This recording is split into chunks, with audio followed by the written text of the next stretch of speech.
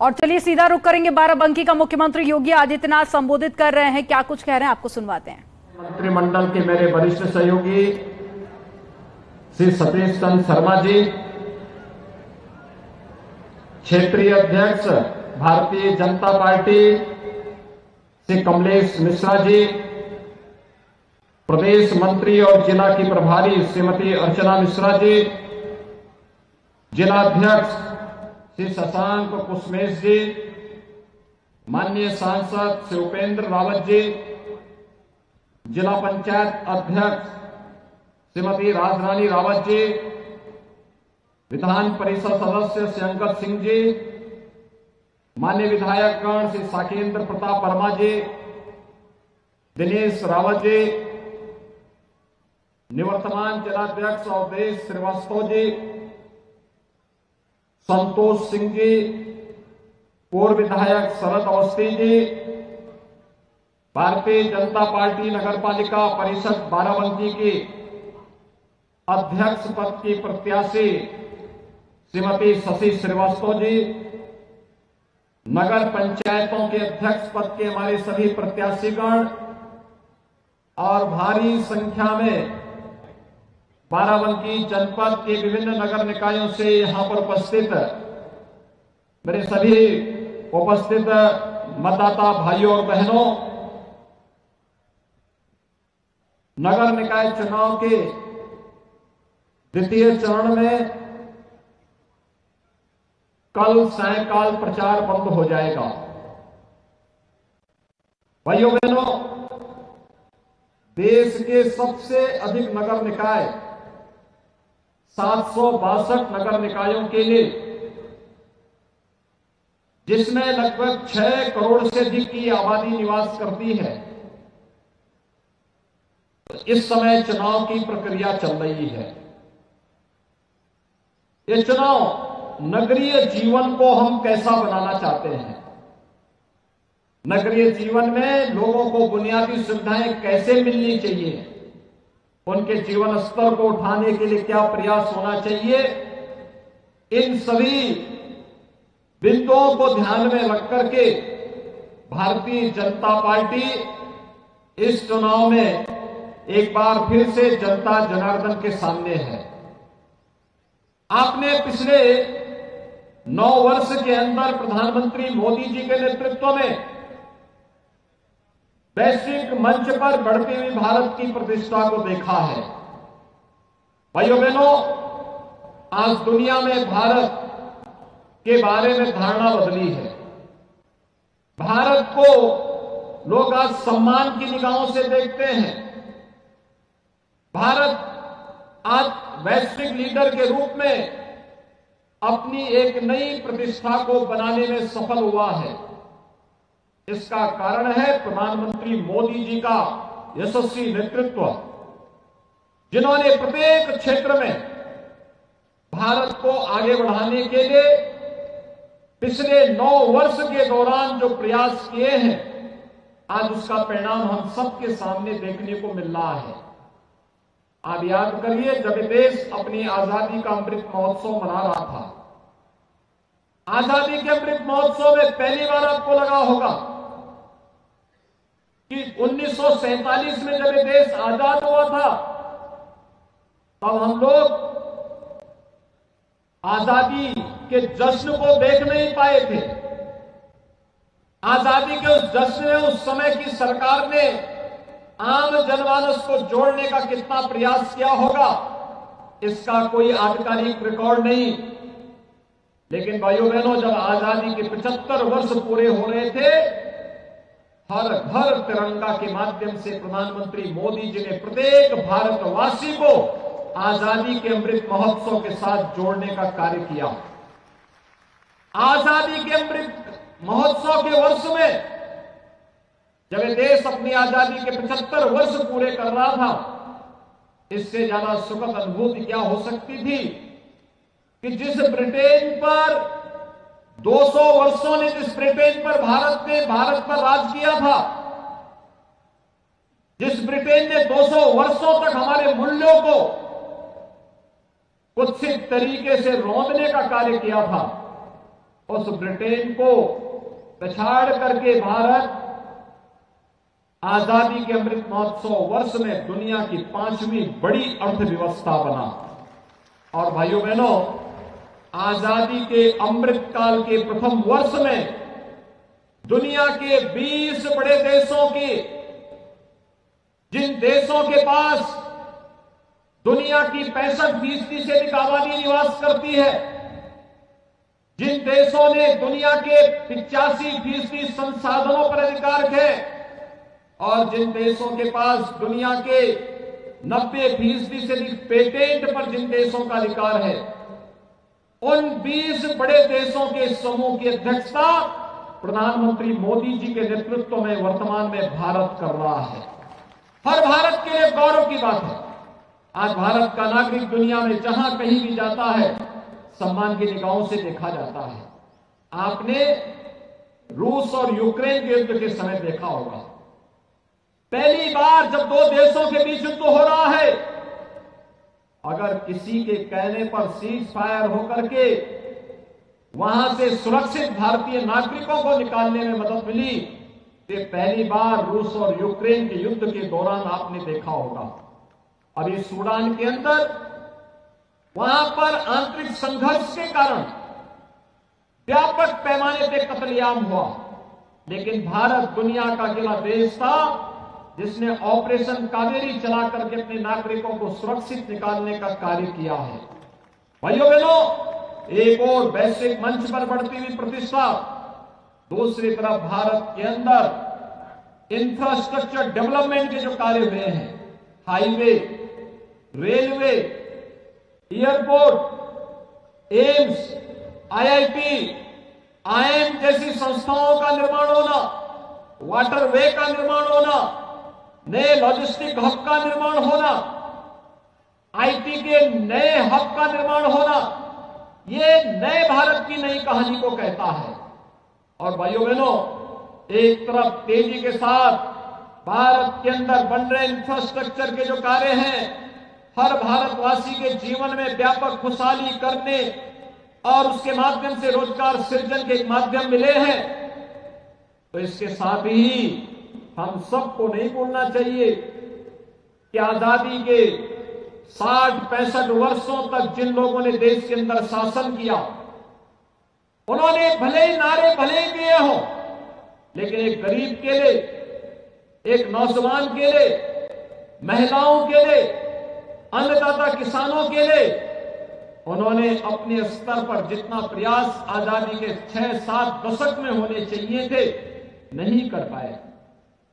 मात्र 9 वर्ष में करोड़ों लोगों के लिए सिर ढकने के लिए आवास मिल जाना, करोड़ों लोगों के घरों में शौचालय हो जाना, करोड़ों लोगों को उज्ज्वला योजना का सस्ता ईंधन उपलब्ध करवाने का कार्य कर देना, करोड़ों नौजवानों के जीवन में आर्थिक स्वावलंबन के साथ जोड़ने का कार्य हो जाना, आजादी के बाद 70 वर्षों में जिन गरीबों के बैंक में अकाउंट नहीं खुल पाए थे, उनके जनधन के अकाउंट खुल जाना, 50 करोड़ गरीबों को आयुष्मान भारत की स्वास्थ्य बीमा का कवर का मिल जाना, और भारत अकेला देश है जिसने अपने 80 करोड़ लोगों को कोरोना कालखंड में और आज भी लगातार फ्री में राशन की सुविधा उपलब्ध करवाने का कार्य जो कर रहा है, वो अकेले भारत है। अकेले भारत है जिसने अपने देश के अंदर 220 करोड़ वैक्सीन की डोजेज फ्री में उपलब्ध करवाई है अपने नागरिकों को।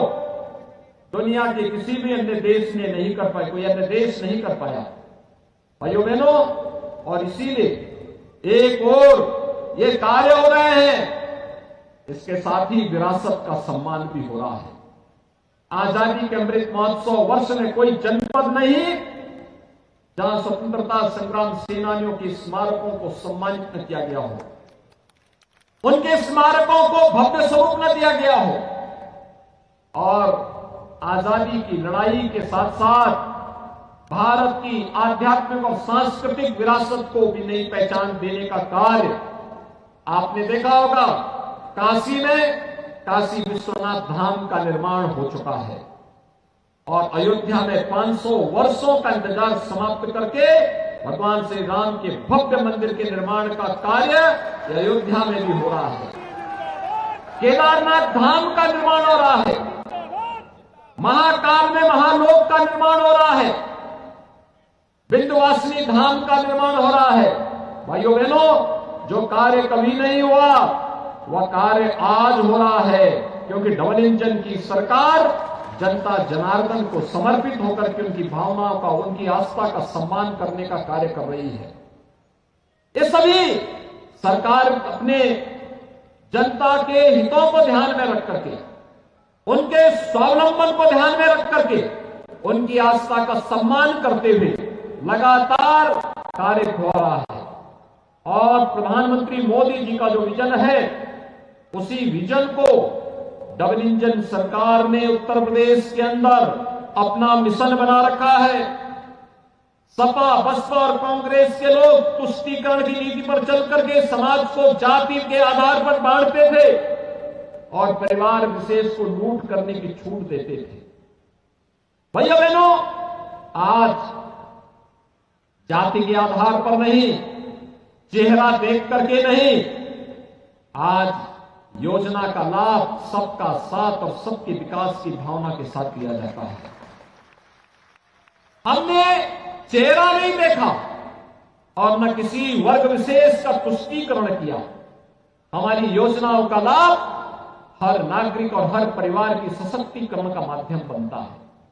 हमने तुष्टीकरण को नहीं यहां पे पनपने दिया, बल्कि हमने समाज के सशक्तिकरण पर ध्यान दिया और आज उसका परिणाम भी हमारे सामने आ रहा है। आज हम देख रहे हैं प्रदेश के अंदर कोई नहीं कह सकता पिछले 6 वर्ष में 54 लाख गरीबों को एक आवास मिला। कोई नहीं कह सकता कि जाति, मत और मजहब के आधार पर किसी के साथ भेदभाव हुआ हो। योजना का लाभ सबको देंगे। 2 करोड़ 61 लाख गरीबों के शौचालय बनाए गए। 1 करोड़ 75 लाख गरीबों को उज्ज्वला योजना के कनेक्शन दिलाए गए। और अभी तो एक कनेक्शन दिलाए गए, अभी तो दीपावली और होली पर, भाइयों बहनों, दीपावली और होली पर फ्री में रसोई गैस के सिलेंडर भी उपलब्ध करवाने वाले हैं। 10 करोड़ लोगों को उत्तर प्रदेश में आयुष्मान भारत की योजना का लाभ दिया जा रहा है और 15 करोड़ लोग पिछले 3 वर्ष से लगातार फ्री में राशन की सुविधा का लाभ उत्तर प्रदेश के अंदर प्राप्त कर रहा है। भाइयों बहनों, ये डबल इंजन सरकार का करिश्मा यही है। कहीं पर पूर्वांचल एक्सप्रेसवे पूर्वी उत्तर प्रदेश को जोड़ता है, कहीं बुंदेलखंड एक्सप्रेसवे बुंदेलखंड को जोड़ने का कार्य कर रहा है। गंगा एक्सप्रेसवे पर युद्ध स्तर पर कार्य चल रहा है। नए एयरपोर्ट बन रहे हैं और बाराबंकी के लिए एक और लखनऊ का इंटरनेशनल एयरपोर्ट और दूसरी तरफ अयोध्या में भी एक इंटरनेशनल एयरपोर्ट बन रहा है। यानी जहां भी आपके लिए नजदीक हो, आप वहां की एयरपोर्ट का इस्तेमाल कर सकते हैं। एक तरफ राजधानी लखनऊ और दूसरी तरफ अयोध्या।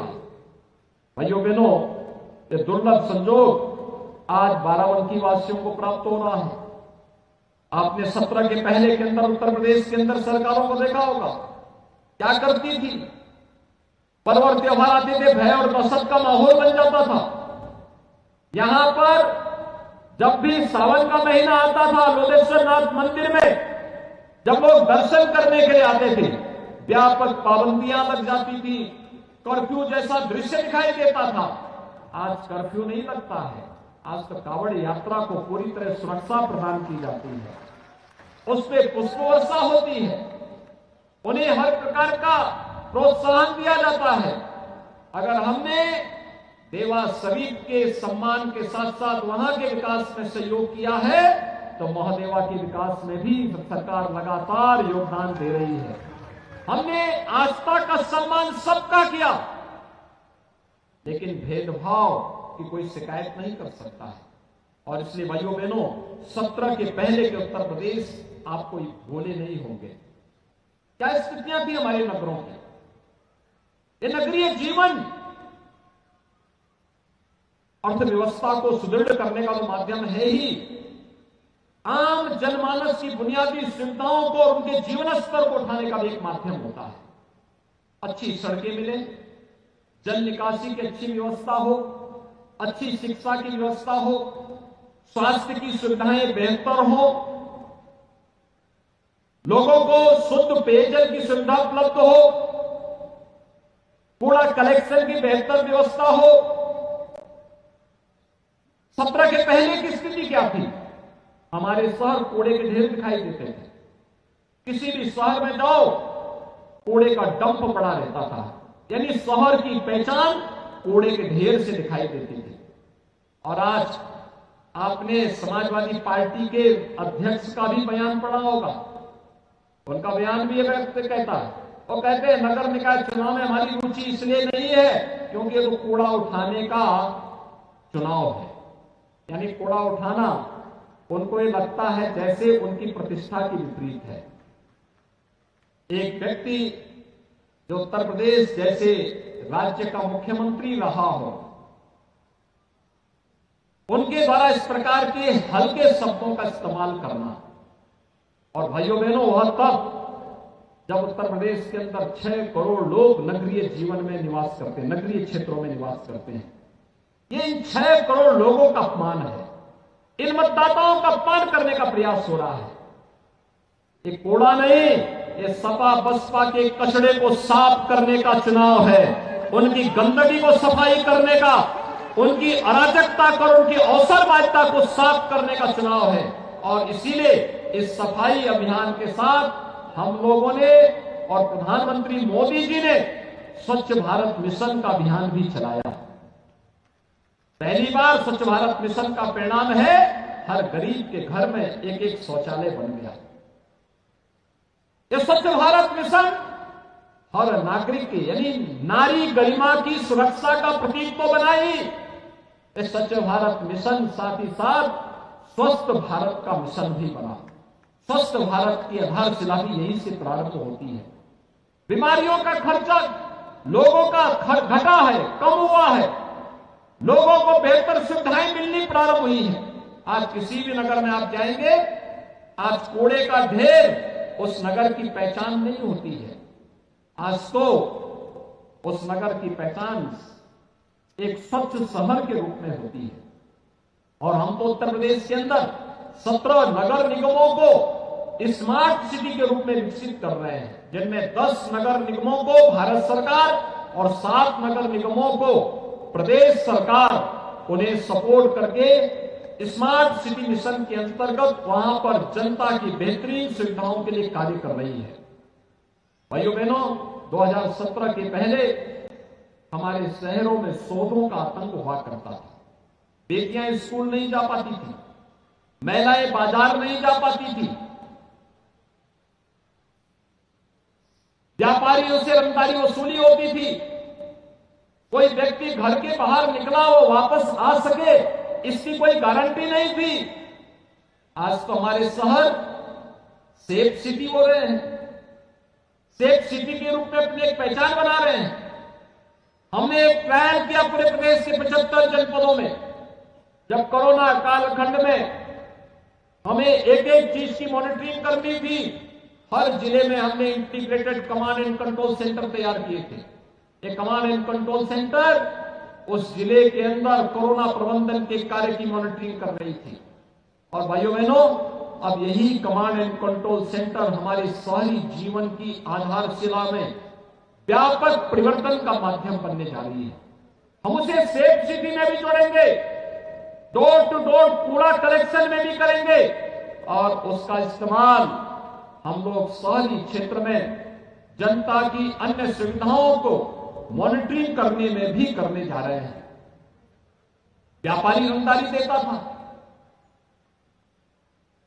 आज व्यापारी को 10 लाख रुपए की सुरक्षा बीमा का कवर हमारी सरकार ने दिया है। और भाइयों बहनों, यही नहीं, पटरी व्यवसायियों को पीएम स्वनिधि योजना के साथ जोड़ने का कार्य हुआ है। पीएम स्वनिधि योजना में बैंकों से ब्याज मुक्त ऋण उपलब्ध करवाकर उन्हें आर्थिक स्वावलंबन की ओर अग्रसर करने का कार्य हो रहा है। आज कोई अपराधी और कोई माफिया सीना तान करके नहीं चल सकता। रंगदारी की बात तो बहुत दूर है, आज वो सीना तान करके नहीं चल सकता है, क्योंकि इसे मालूम है जैसे इस सड़कों पर सीना तान करके चलेगा तो पुलिस उसका इंतजार कर रही होगी और आज वह गले में पिछले तख्ती लटका करके जान की भीख मांगता हुआ दिखाई देता है। आज किसी व्यापारी और किसी शरीफ व्यक्ति को छेड़ने का दुस्साहस नहीं कर सकता है। और इसलिए भाइयों बहनों, आज हम सब आपके पास आए हैं ये नगरीय जीवन को स्वच्छ, सुंदर और सुरक्षित बनाने के लिए।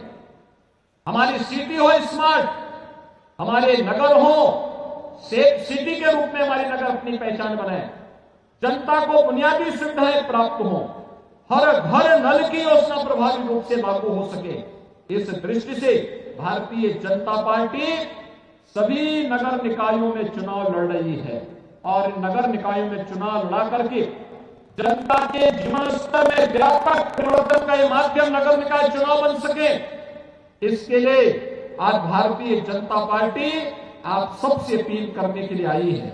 और भाइयों बहनों, इस देश से हमने जो प्रत्याशी उतारे हैं, श्रीमती शशि श्रीवास्तव को नगर पालिका परिषद बाराबंकी के प्रत्याशी के रूप में हम लोगों ने अपना प्रत्याशी बना करके एक बार फिर से आपकी सेवा के लिए बाराबंकी के अंदर दिया है। श्री त्रिवेणी प्रसाद नगर पंचायत देवा के, हेमंत कुमार नगर पंचायत फतेहपुर, श्रीमती संजू जायसवाल नगर पंचायत दरियाबाद, रुकैया बानो नगर पंचायत जैतपुर, श्री जगदीश प्रसाद गुप्ता नगर पंचायत टिकैत नगर, श्रीमती कुसुमलता वर्मा नगर पंचायत राम स्नेही घाट, श्रीमती पूजा दीक्षित नगर पंचायत हैदरगढ़, श्री बद्री विशाल त्रिपाठी नगर पंचायत रामनगर, जयप्रकाश वर्मा नगर पंचायत सत्रिक, मनीराम रावत नगर पंचायत सुबेहा, रमनता रावत नगर पंचायत सिद्धौर, शैल कुमारी मौर्य नगर पंचायत बंकी और कमला देवी नगर पंचायत बेलहरा, ये सभी हमारे प्रत्याशी हैं। भाइयों बहनों, करतल ध्वनि से एक बार इनका जोरदार स्वागत तो करिए।